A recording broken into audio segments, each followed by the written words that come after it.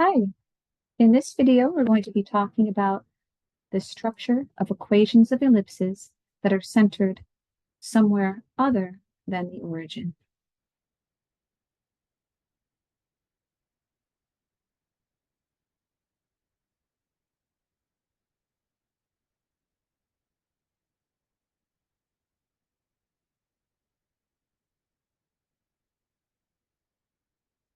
We'll center at HK, where HK is not the point 0, 0.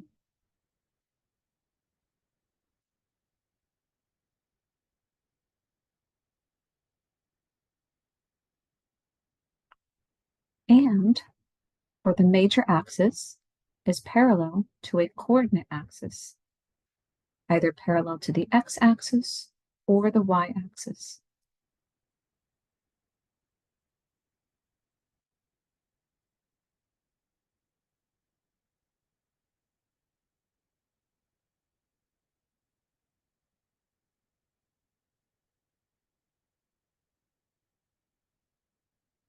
So for this one, we're just going to set up a little chart and we'll deconstruct the equation.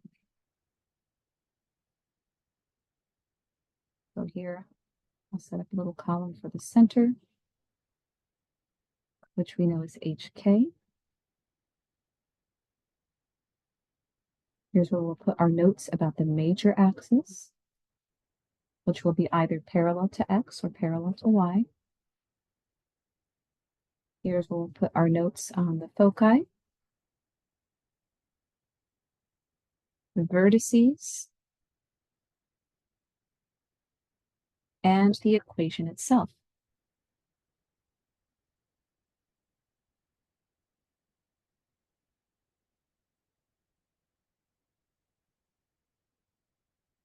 All right, so the first one we'll look at, center HK with a major axis parallel to the x-axis.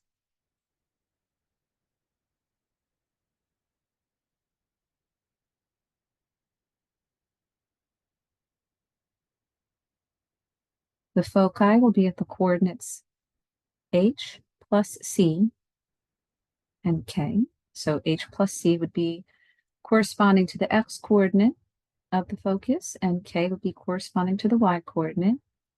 Also, by symmetry, we'll have h minus c and k. Vertices will occur at h plus a, k, and h minus a, k. The equation is written as x minus h squared over a squared plus y minus k squared over b squared, all equal to 1. Recall that a represents, plus or minus a represents coordinates of vertices, right? So h, our center, plus a, h minus a. And we know that a is also associated with the major axis, and that makes this parallel to the x-axis. If I wanted to diagram this, all right, just take a look at the structure of an ellipse of this form. Without a specific example, it might look something like this.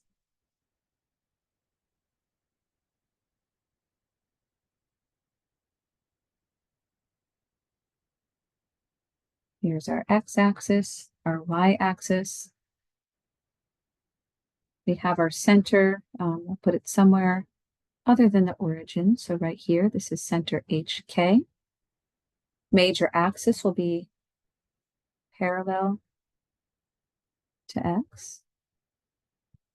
Right, so it's running parallel to the x-axis. Vertices, we'll have vertex 1 here. Vertex 2 over here.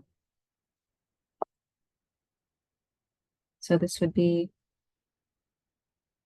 h minus a, right? So h minus the distance of a,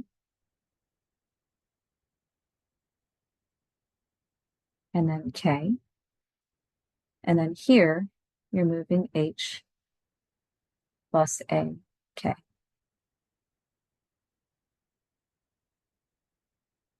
Okay, so distance of A from the center to each vertex.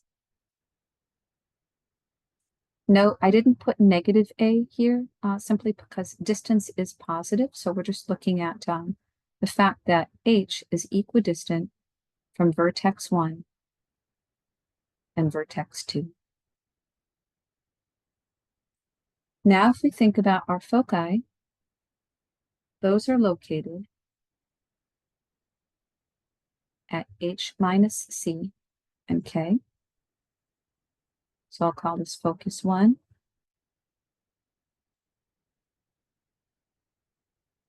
Okay, and then over here, focus 2, H plus C and K.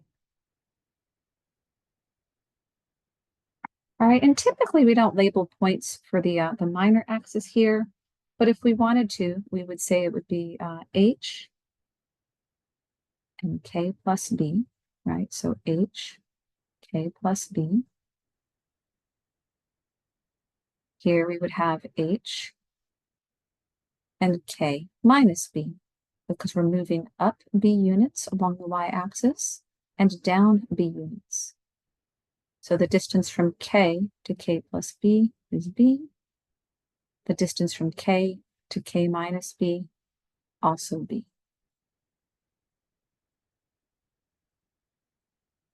All right, so then I might just try to sketch the ellipse in.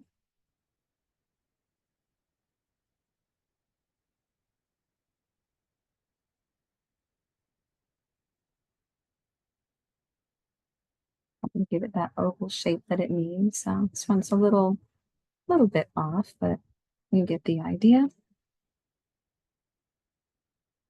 All right, and then again, just noting that this little dotted line here represents the major axis running parallel to X.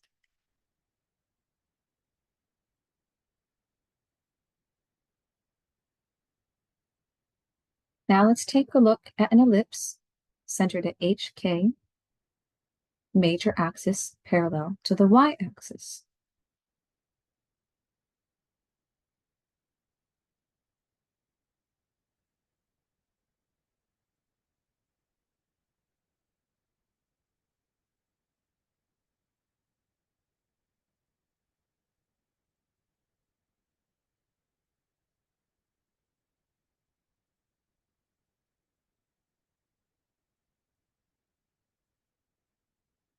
All right, so again, centered at HK, this time major axis parallel to the y-axis.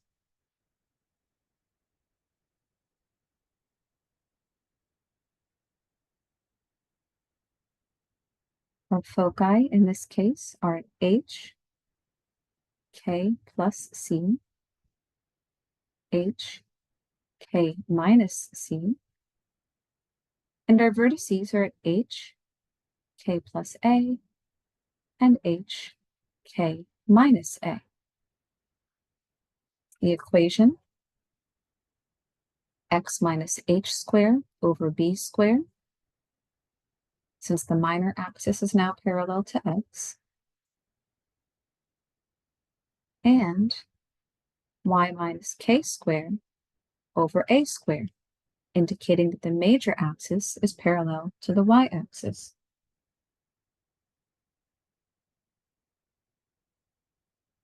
To diagram this one, we'll again just set up an xy coordinate plane.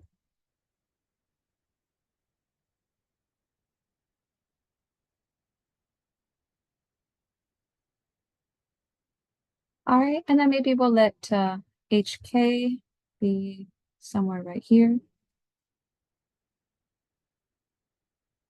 Okay, major axis is going to run parallel to the y-axis, so it's vertically oriented here. Vertices at K plus A, right? So we have, we'll call this V1, HK plus A, And down here we'll have V2 H K minus A. Foci will be at H K plus C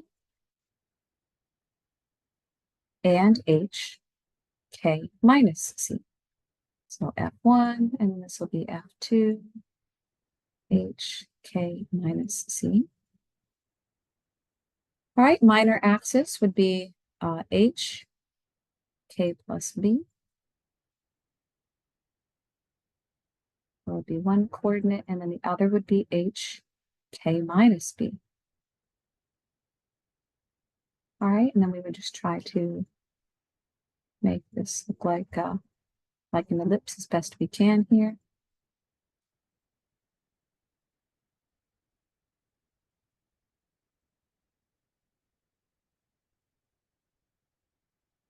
All right, something like that.